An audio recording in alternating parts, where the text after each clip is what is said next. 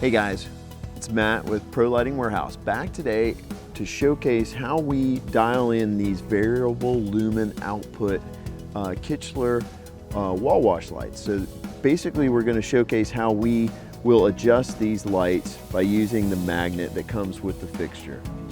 Once you touch the magnet to the fixture the first time, it goes into commission mode, and then when it comes back up, it's going to be at the lowest setting. So this is the first setting of 4.